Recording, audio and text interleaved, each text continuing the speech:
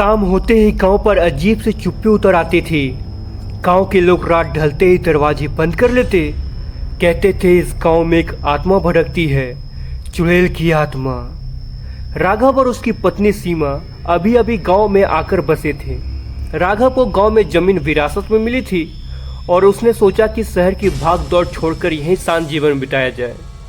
सीमा को भी यह बदलाव अच्छा लगा, लेकिन शाम होते ही सीमा को कुछ ऐसा महसूस होता था जिसे देखकर सीमा डर जाती थी।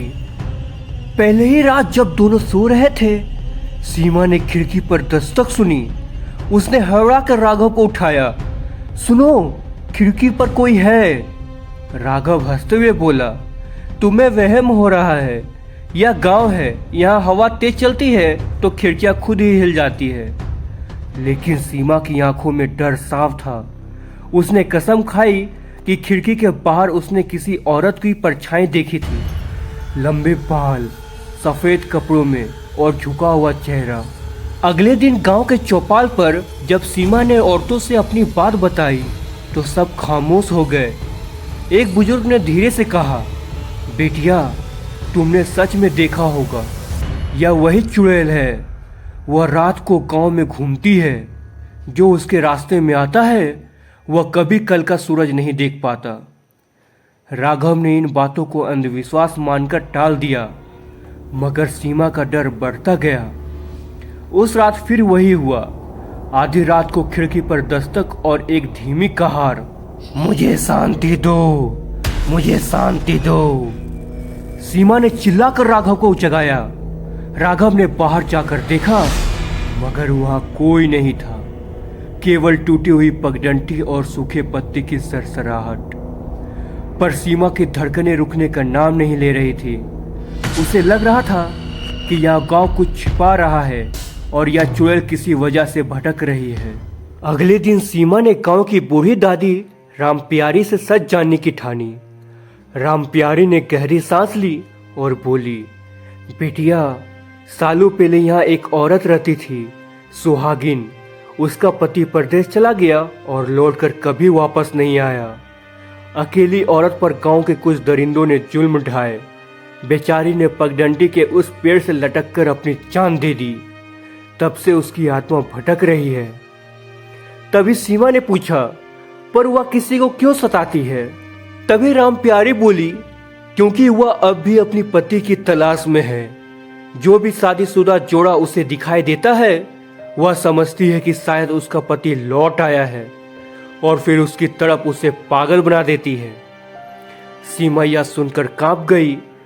रात होते ही उसने राघव से कहा, हमें यहाँ नहीं रहना चाहिए, यह जगह अशुभ है। तभी राघव हंस पड़ा और बोला, भूत परे जैसी कोई भी चीज नहीं होती, ये सब तुम्हारे मन के डर हैं। मगर उसी रात जब दोनों सो रहे थे, अचानक खिड़की से हवा का झोंका अंदर आया और साथ ही वह आवाज, मुझे मेरा सुहागन लौटा दो, मुझे मेरा सुहागन लौटा दो। राघव को पहली बार कुछ अजीब लगा। उसने खिड़की की ओर देखा, मगर कोई नहीं था।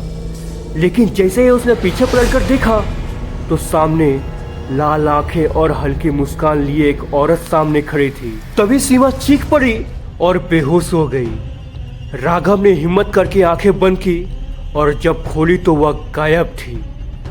सुबह सीमा ने फैसला किया, हमें उसकी कहानी जाननी होगी। जब तक यह रहस्य सुलझेगा नहीं, वह चुड़ैल हमें छोड़ेगी नहीं। राघव और सीमा ने उसी पेड़ के पास जाने का निर्णय किया जहां औरत ने आत्महत्या की थी। गांव वाले वहां जाने से डरते थे, पर दोनों पति पत्नी के पास अब कोई चारा नहीं था। रात के समय जैसे ही वे पेड़ के पास पहुंचे, अचानक ठंडी हवा चली और पेड़ की डालियां झूलने लगी। फिर वही करकराती आवाज गूंजी, मेरा सुहाग, मुझे मेरा सुहाग लौटा दो। तभी पेड़ की छांव से वही औरत प्रकट हुई। उसकी लाल आंखें जल रही थी। तभी राघव ने कांपते हुए कहा, मैं तुम्हारा पति नहीं हूं, हमें छोड़ दो। पर चुड़ैल चीखते हुए बोली, तुम्हें नहीं पता मेरी पीड़ा, मेरा जीवन, मेरा अंत सब अधूरा रह गया। मैं हर रात इस गांव में भटकती हूँ अपने सुहाग की तलाश में। कोई मुझे मोक्ष नहीं दिला पाया। उसकी आंखों से आंसू बह रहे थे। राघव ने हिम्मत करके कहा, हमें बताओ, हम तुम्हारी आत्मा को शांति कैसे दिला सकते हैं। चुड़ैल रोते हुए बोली, मेरे पति का नाम लेकर मेरा अंतिम संस्कार करो, तभी मैं मुक्त हो पाऊंगी। सीमा और राघव ने सिर हिलाया, मगर तभी चुड़ैल का चेहरा भयानक हो गया। वह चीख कर बोली, अगर तुम मुझे धोखा दोगे तो तुम्हारा भी वही हाल होगा जो मेरा हुआ है। तभी पेड़ हिलने लगा। चारों ओर कौवे कांव कांव कांव कांव करने लगे और आसमान में बिजली चमक उठी। सीमा राघव का हाथ पकड़कर कांपने लगी। अगले दिन राघव और सीमा ने गांव के तांत्रिक से सलाह ली। तभी तांत्रिक ने कहा, उस औरत की आत्मा अधूरी है।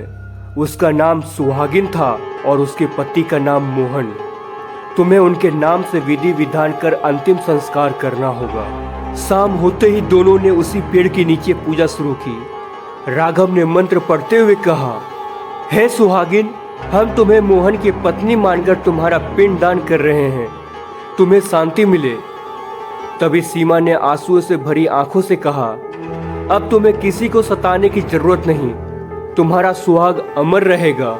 तभी अचानक वही आत्मा प्रकट हुई, पर इस बार उसका चेहरा शांत था, आंसुओं में मुस्कान थी और बोली, धन्यवाद, तुमने मेरी तड़प समझी, अब मैं मुक्त हो रही हूँ। उसका शरीर धीरे धीरे हवा में विलीन हो गया। चारों ओर शांति छा गई।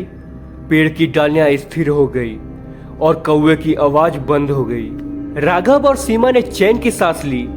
गांव में फिर कभी किसी ने उस चुड़ैल को नहीं देखा, मगर आज भी जब रात गहरी होती है तो कभी कभी उस पेड़ के नीचे हल्की हल्की अगरबत्ती की खुशबू आती है, जैसे कोई आत्मा आखिरकार शांति से सो रही हो। दोस्तों, आपको अगली कहानी किस टॉपिक पे चाहिए कमेंट में जरूर बताएं, और आप मेरे चैनल पे नए हो तो वीडियो को लाइक और चैनल को सब्सक्राइब जरूर करें, ताकि मेरी सभी वीडियो सबसे पहले आपके पास पहुंचे। धन्यवाद।